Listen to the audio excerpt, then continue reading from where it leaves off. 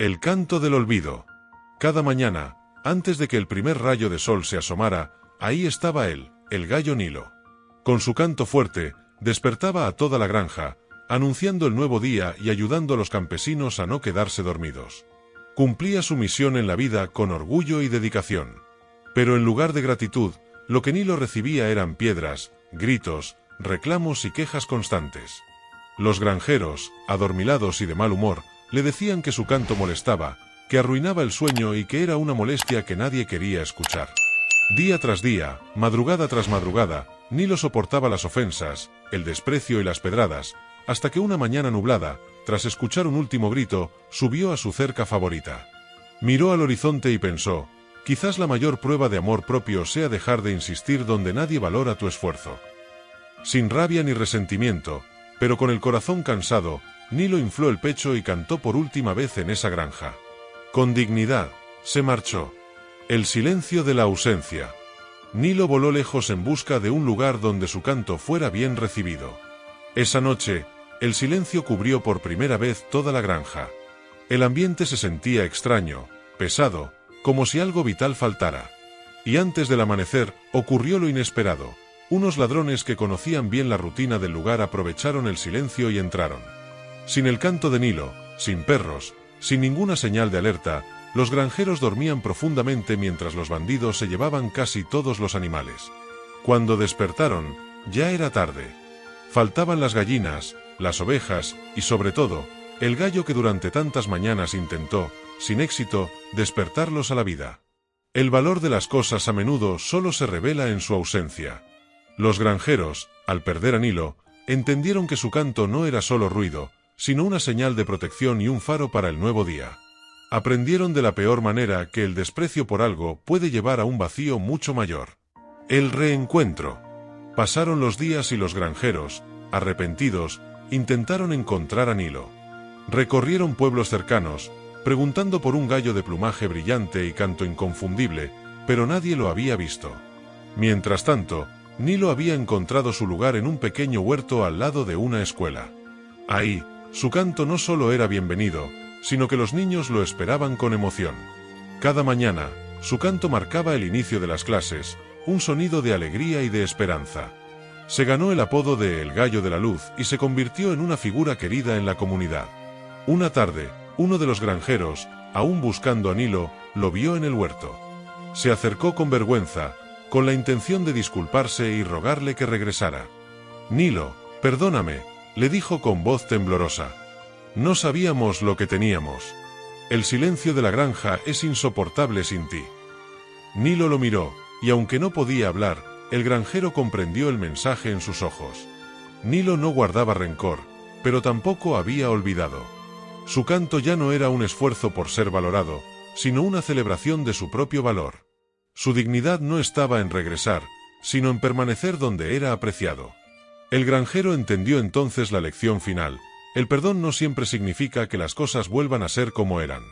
Perdonar no significa olvidar lo que pasó, volver al mismo lugar o reabrir puertas que solo traen más dolor. Perdonar en silencio es una decisión de paz, una forma de autocuidado y de respeto hacia uno mismo. A veces, la mayor prueba de amor propio es simplemente marcharse y permitir que el tiempo, la distancia y la ausencia hablen por ti. El eco del canto y el silencio del alma. El gallo Nilo y el granjero nunca volvieron a hablar. El gallo, con su dignidad intacta, encontró la paz en un nuevo hogar donde su canto era un bienvenido himno matutino. Los granjeros, por su parte, vivieron con el eco del canto que ya no tenían. El silencio de la madrugada no era paz, sino un recordatorio constante de su falta de aprecio. Con el tiempo, aprendieron a levantarse más temprano, a cuidar mejor de sus animales y, sobre todo, a escuchar con más atención. La granja se volvió más segura, no por la presencia de un gallo, sino por la conciencia de su ausencia. La primera lección de Nilo fue sobre el perdón en silencio, pero la lección más profunda fue la que ellos aprendieron sin su presencia. La verdadera riqueza no está en las posesiones, sino las bendiciones que a menudo damos por sentadas. El canto de Nilo se convirtió en una leyenda, un cuento que los granjeros contaban a sus hijos y vecinos. Un relato sobre un gallo que los despertó a la vida de una manera que las pedradas y los gritos nunca podrían haber logrado. Y el gallo Nilo, feliz en su nuevo hogar, nunca miró hacia atrás. Entendió que su valor no dependía de la aprobación de nadie, y que la única puerta que necesitaba abrir era la de su propia paz interior. El canto que una vez fue rechazado, ahora era el sonido de su alma libre y sanada. La tortuga que dejó de cargar. A orillas de un gran río vivía una tortuga llamada Amara, lenta pero fuerte, sencilla pero generosa. Cada día ella cruzaba el río con esfuerzo y paciencia, enfrentando la corriente y esquivando piedras, solo para ayudar a un sapo llamado Tico. Tico era inquieto, quejumbroso y, sobre todo, incapaz de nadar en aguas profundas. Se había acostumbrado a la comodidad y al favor constante de Amara, como si fuera su obligación llevarlo de una orilla a otra. Mientras los demás animales seguían sus propios caminos, Amara siempre estaba allí, cargando a Tico en su espalda, día tras día, mes tras mes, año tras año. El sapo jamás agradecía. Apenas saltaba de la espalda de Amara, corría a vivir su vida como si el esfuerzo de ella no significara nada. Hasta que un día, durante una pequeña sequía, el nivel del río bajó y aparecieron piedras, formando un camino natural. Tico, a mitad de otra travesía difícil, vio las piedras y sin decir una palabra, saltó de la espalda de Amara. Brincando de piedra en piedra, se fue riéndose, creyéndose independiente. Ni un gracias, ni una mirada atrás, solo el silencio y la ingratitud. Amara se quedó sola en medio del río, cansada y con el corazón pesado, sintiendo el peso de años de esfuerzo ignorado. Esa noche, mientras la luna se reflejaba en el agua, una vieja garza que observaba todo se acercó y le dijo: «Amara, puedes seguir cruzando este río, pero a partir de hoy elige mejor a quien cargas en tu espalda. No todo peso merece el esfuerzo, no toda compañía merece la travesía». En ese instante, Amara tomó una decisión.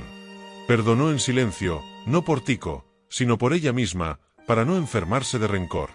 Pero al mismo tiempo, se prometió que nunca más sería refugio para quien no supiera valorar el camino.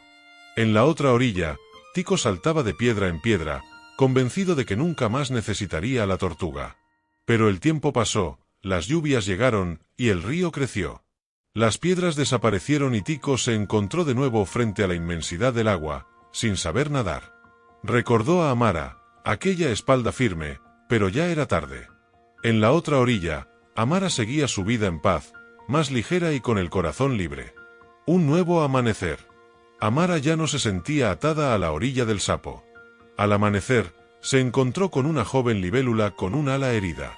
La libélula, al verla, le explicó con voz suave y apenada que no podía volar a su hogar. Amara, con la lección de la garza aún fresca, la miró a los ojos y le preguntó: «¿Prometes que tu peso no será una carga, sino una compañía?».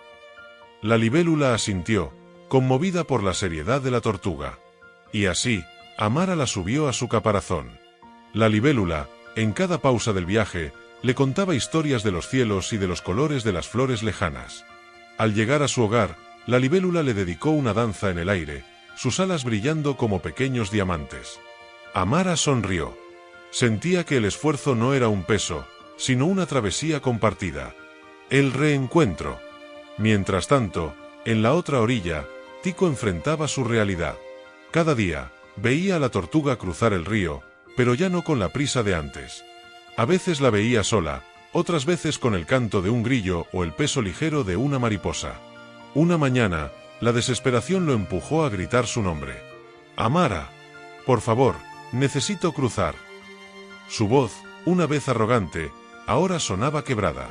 Amara, desde la otra orilla, se detuvo y miró a Tico.